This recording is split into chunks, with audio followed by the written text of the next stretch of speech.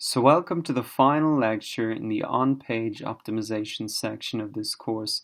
By now your web page is already extremely well optimized for the search engines, but I wanted to share with you three more very simple and effective ways to give your web page that final SEO boost and put you out in front of competitors.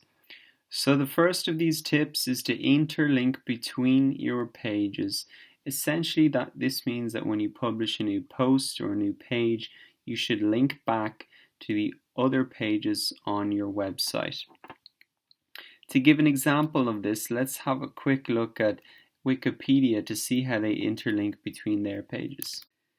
So returning to an example we saw before, this is the Wikipedia page for drone. And as you can see, it links off to all other pages. Unmanned aerial vehicle, for example, and in this page again it links off to the other pages that it has that are referenced in this particular page.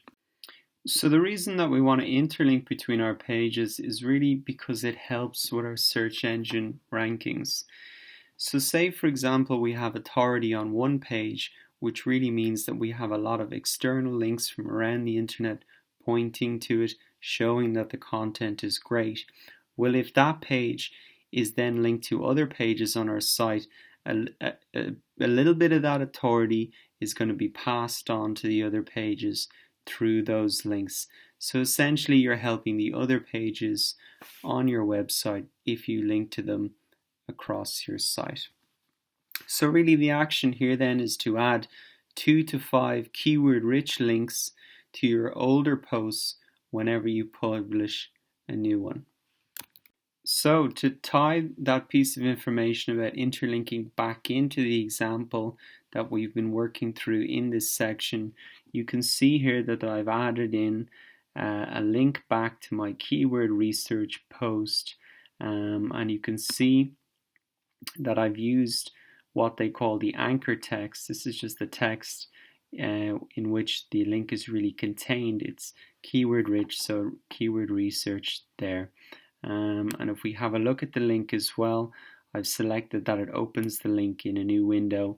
That really enables people to stay on the page that they're reading and open the page in a different tab. So essentially you're not bringing them away from your particular page. So we've looked at interlinking between your pages. Now what we want to look at another very simple thing you can do to increase your SEO, which is to add outgoing links to your pages. So essentially this is in your content. What you want to do is drop in a couple of links to authority sites within your niche.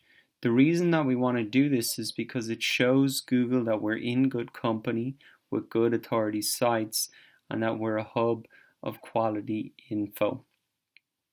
So what you need to remember is that you don't want to link to competitor sites that are trying to rank for the same keywords as you. Otherwise, you're just going to be giving them a free backlink, which is going to push them up the search results.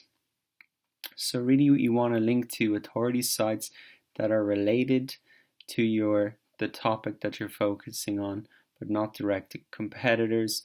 And roughly what you want to be doing is adding 2 to 4 outgoing links per 1,000 words. So to get an example of outgoing links and how to use them, let's return to my URL optimization post. And you can see here that I've added in a section underscores versus dashes in URLs. And I say here that Matt Cutts gives a definitive answer on whether underscores versus dashes in URLs are best for SEO. So this is the outgoing link that I'm doing, and I'm linking it off to an article written by Matt Cutts, which really has high authority because he's the guy who's essentially the face of Google search, and there's been a lot of views and shares, etc. for this article. So as you can see, I've linked it off the anchor text underscores versus dashes in URLs. That's the title of the post as well. So it's not directly competing with my keyword, which is URL optimization, but it's very closely related. So the final tip in this lecture is just really that you should get social sharing buttons on your page.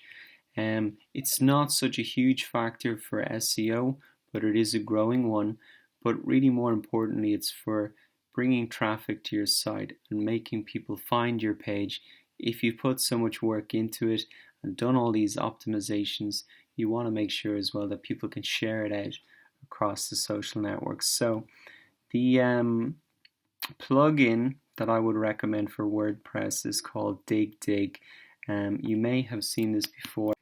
So this is what it looks like once you get it set up and on a blog, and it's completely free and kind of follows you around the article, which I think is good for social sharing. So there you go. You can go to bufferapp.com/dig and download and install it for your WordPress site. So that really concludes the on-page optimization section of the course. I really hope you've enjoyed it and learnt a lot and now understand the anatomy of a perfectly optimized page for SEO. So in the next section, let's move on to link building and building authority around our keywords. This is where the real magic happens for SEO and the thing that's really going to push us high in the search engine results.